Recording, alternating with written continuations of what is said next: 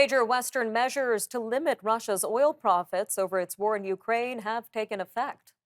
They bring uncertainty about how much crude could be lost to the world and whether they will unleash the hoped for hit to the Russian economy, which has held up better than many expected under sanctions.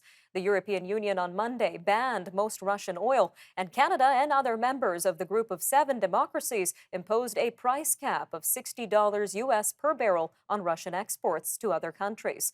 Well, with us now to discuss the situation is Dr. Heather Exner-Pirot, energy expert and senior fellow at the Macdonald-Laurier Institute. Doctor, welcome back to Forum Daily. Pleasure to be here. Thanks. So let's start with this EU ban first. What does this mean for Europe amid its energy crisis? And overall, what does this mean for Russia?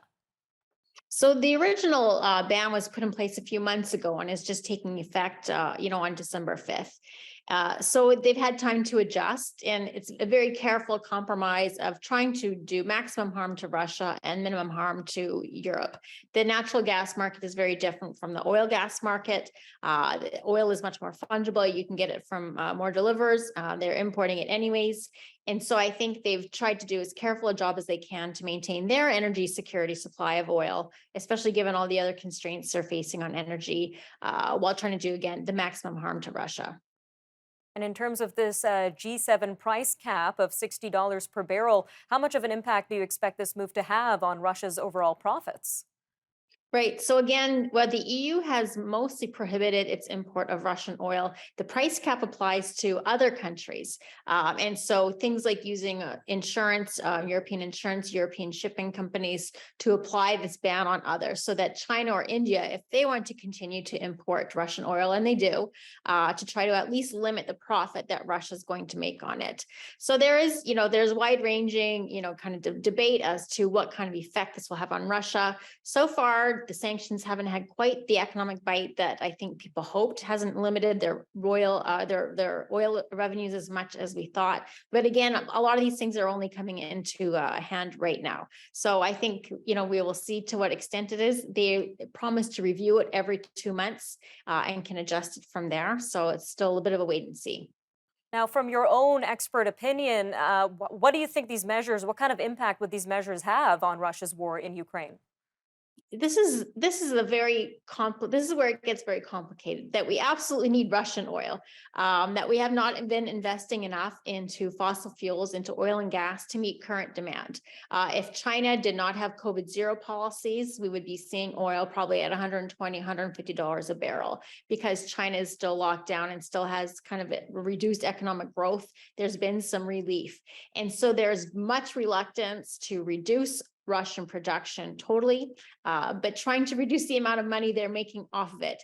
And so this is the fine balance that has been reached. There are no perfect solutions in this. Russia itself is saying that it will not affect its ability to fund the war. And certainly in Eastern Europe, there's a sense that this isn't doing enough. But I think the United States, other big countries have in mind that we do not want to compound the energy crisis.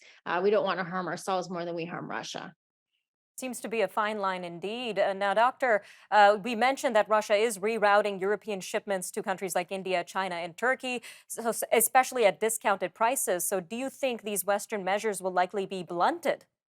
I think for months, Russia and other enablers, maybe we will call them, have been creating a shadow fleet to take what is Russian oil and make it look like it's somewhere else. I've heard, for example, that Malaysia, its production has gone up. Its shipments are higher than its production has ever been.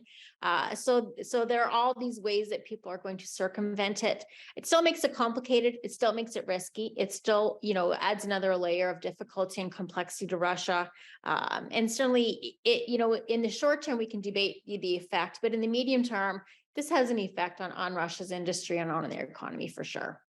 And what other moves do you expect G7 members and the EU to be considering amid Russia's war in Ukraine, ma'am? Just about 45 seconds left here. uh, the hardest, again, the sanctions are really only taking into effect now. The ones that we're going to start to feel the most impact is the things on like importing, equipment and supplies to repair, LNG trains, for example, which Russia can't do itself. And so we're going to see some of those supply chain constraints really start to impact the Russian oil industry in the coming months. Lots to keep our eyes on. Dr. Exner-Pirot, thank you again for your time today. Thanks for having me. Stay with us. We'll be right back. And after the break, we're going to be taking a look at rising consumer debt in the third quarter. We're going to be joined by Rebecca Oakes, the Vice President of Advanced Analytics at Equifax Canada. She's going to unpack the credit agency's latest market pulse findings on consumer credit trends and insights. And after that, we'll take a look at major news stories and headlines from around the world, of course. So stay tuned. Forum Daily will return shortly after the break.